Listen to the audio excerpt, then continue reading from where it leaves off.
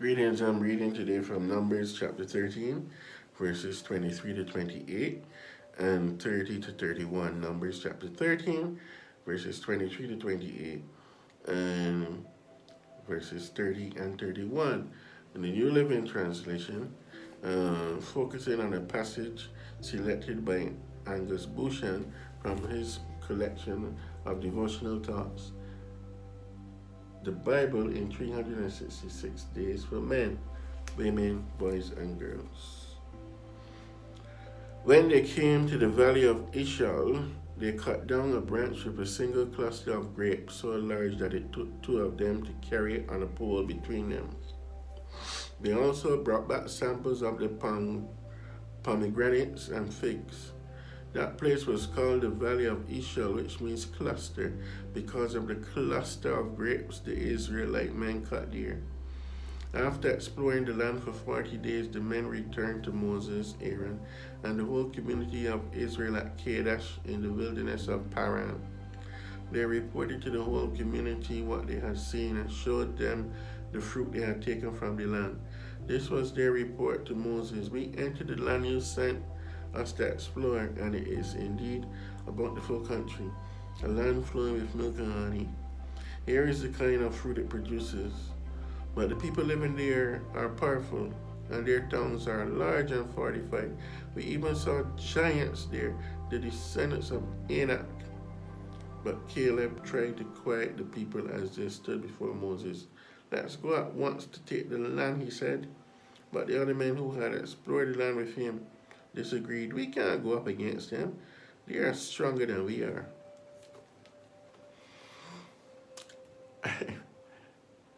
Reminds me of that song. Whose report will you believe? We shall believe the report of the Lord. 12 men went to spy in Canaan, 10 were bad and 2 were good. What did they see to spy in Canaan? 10 were bad and 2 were good. Some saw giants great and tall. Some saw grapes in clusters fall. Some said God was in it all. 10 were bad and 2 were good. So basically, based on a report,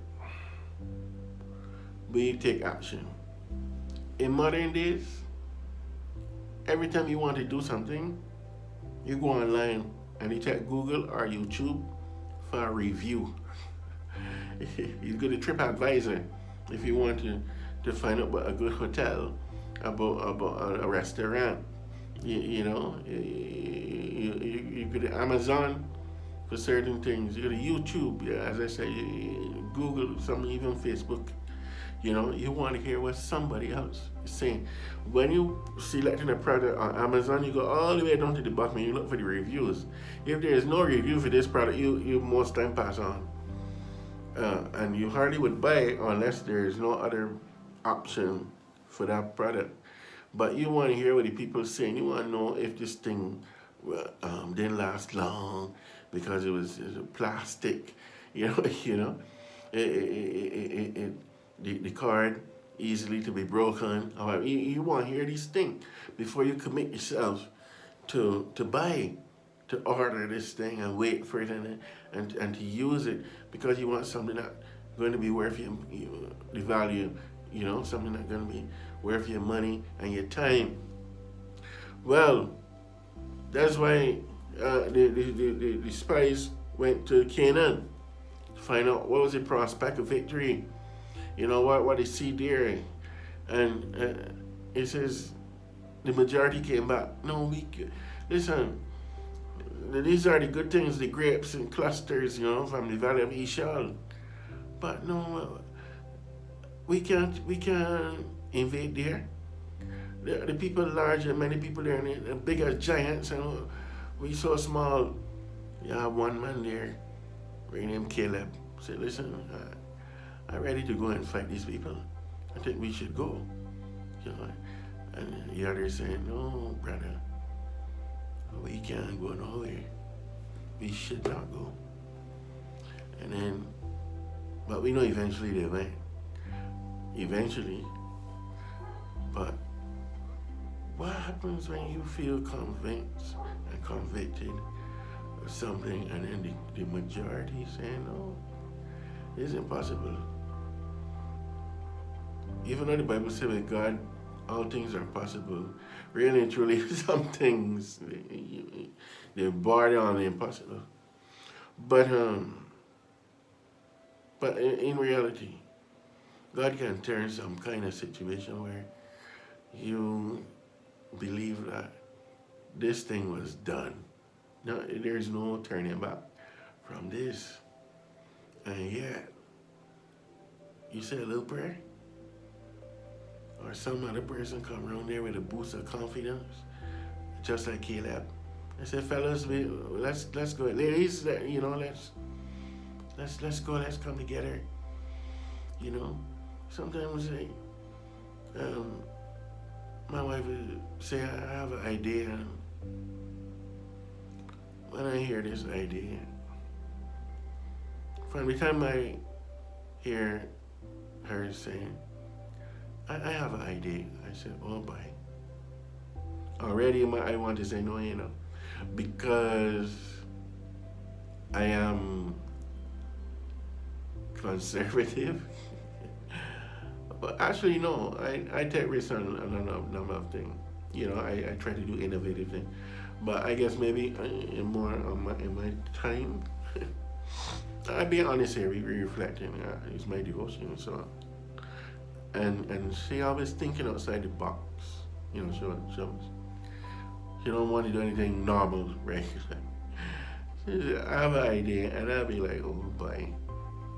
And I bracing myself to hear the idea. She's my wife. I am duty bound to listen and hear the idea. So after once or twice, then after the third time, I listen to the idea.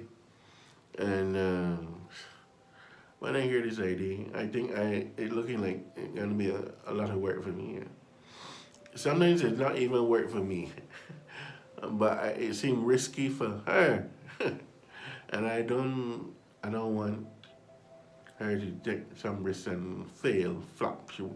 And I say no. I don't think so.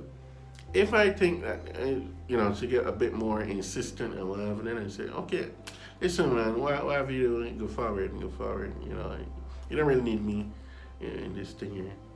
But she wanted to hear me say, yeah, I think you could try this, But in my mind, I see red flags. In my mind, I see danger. In my mind, I say, no, this is crazy. But the whole thing about it is these far-fetched ideas, these crazy things that she will come up with, most time, 9 times out of 10, they always work.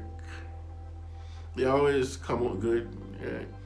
And I'll be like the other people, the usual people, that always say, no, this can't work. And then when the thing almost going good and you're looking as if it will be great success, everybody jump on the bandwagon and say, yeah, we behind you, we happy. So, this is, when I read this, it reminds me of that in everyday life, people come up with all kind of situations, people come up with all kind of ideas and innovative things, and sometimes in the church, we come up with certain things and we want to run with it, we feel energized with it, but the other people in the church didn't catch the vision yet, and we have to champion this cause, just like Caleb. I encourage you to continue to think outside the box. If you are not the person thinking outside the box, but try to support me. I learned my lesson so much time to try to support. Listen to the idea, and stretch my mind to see if it can happen.